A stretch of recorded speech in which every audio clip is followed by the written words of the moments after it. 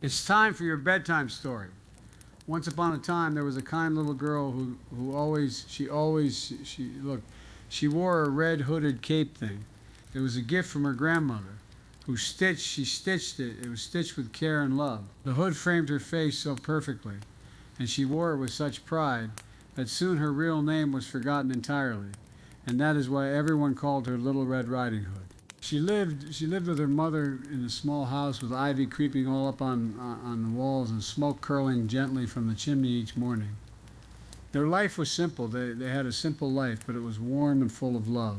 Her mother worked hard, and Little Red Riding Hood helped the best she could. She did her best, though she often found herself distracted by daydreams, stories of the forest, of hidden paths, and of secrets whispered by the wind through the trees. The forest itself was a place of wonder and danger like the danger our boys are facing in the Middle East. The forest stretched far beyond what the eye could see, filled with towering oaks, silver-barked birches, and shadowy shadow figures that shift. They shifted even when the air was still. Villagers spoke of wolves, of strange echoes at dusk, and of paths that seemed to move when no one was looking. Yet to Little Red Riding Hood it was simply beautiful, a place of adventure. One morning, as sunlight spilled through the window, it spilled juice all over the desk and painted golden shapes across the floor. Different shapes you can't even imagine. Her mother called her over. "Come here, my dear," she said, carefully placing bread and a small jar of honey into a woven basket. "Your grandmother is feeling unwell. I want you to take this to her." And then Little Red Riding Hood's her face lit up. She was happy and joyful. She loved visiting her grandmother, who lived alone in a cottage deep within the forest. "I will go right away," she said eagerly, she was reaching for her cloak thing.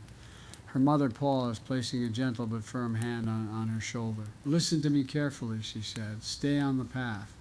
Do not wander off, and do not speak to strangers. Strangers can be stranger danger no matter how friendly they seem." Then little Red Riding Hood, she went deep into the forest. At first she walked exactly as she had promised. She had promised like when I promised to reduce health uninsured rate for African Americans. The path was narrow but clear, winding through the trees like one of them pale ribbon things.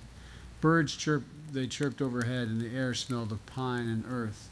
Sunlight filtered through the leaves in dancing patterns, dancing like a prom dance. But the forest was alive. It was alive with distractions and Vietcong with their funny hats. Clusters of wildflowers bloomed just beyond the path. Daisies and tiny yellow blossoms she had never seen before. Butterflies flitted. They flitted lazily from petal to petal.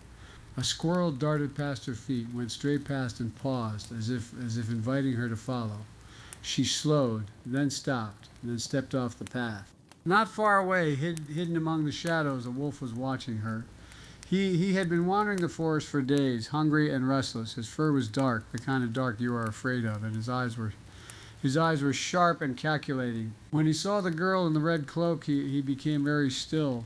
He stepped forward quietly, careful not to startle her.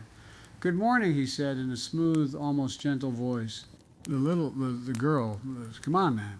Little Red Riding Hood turned, surprised but not afraid. The wolf did not look threatening at first glance. In fact, he seemed almost polite. Good morning," she replied. And where are you going, Little Hood, Little Red One, all alone in such a deep forest?" he asked. She hesitated for only a second before answering. "I'm going to visit my grandmother. She lives in a cottage on the other side of the island." The wolf's ears twitched slightly. You seem very nice," he said, bringing her the honey and with the ice cream, and I see she must be very lucky. Little Red Riding Hood smiled and replied, "She is." The wolf glanced toward the path, then back to the flowers. "You know," he continued, "your grandmother would surely love a bouquet. Look at these flowers. They're the finest in all the forest, I'm telling you." The girl followed his gaze. He was right. The flowers were beautiful, far more colorful and vibrant than even any rainbow flag you've ever seen.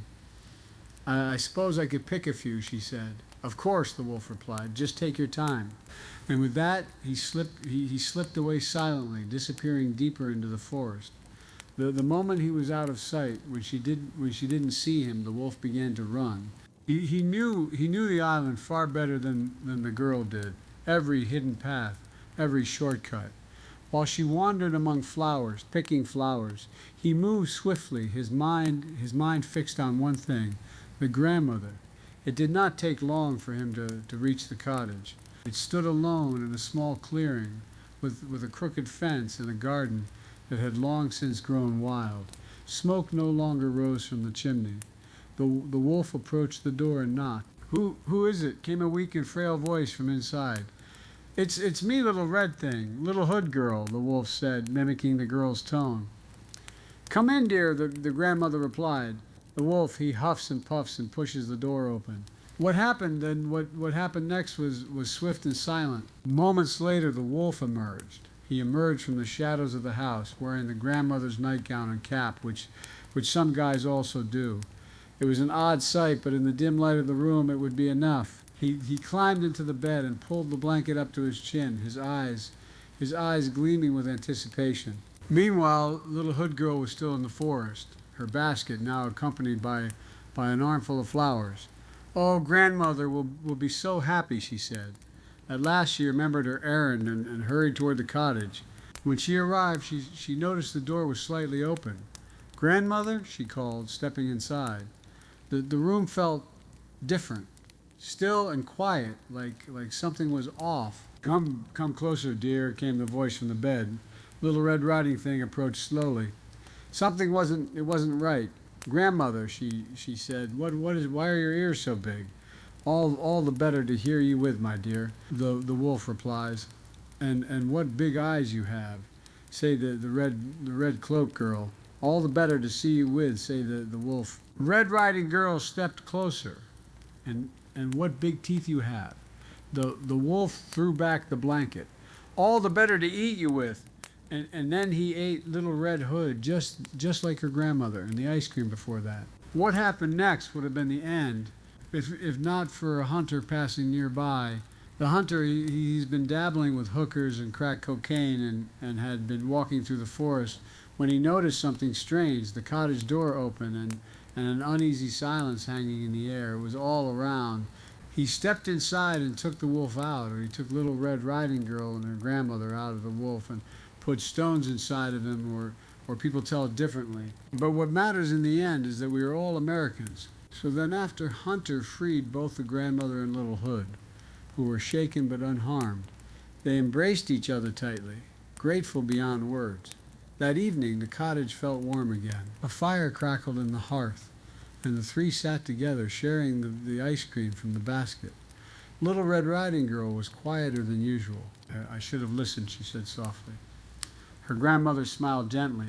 "Sometimes," she said, "we learn the most important lessons the hard way.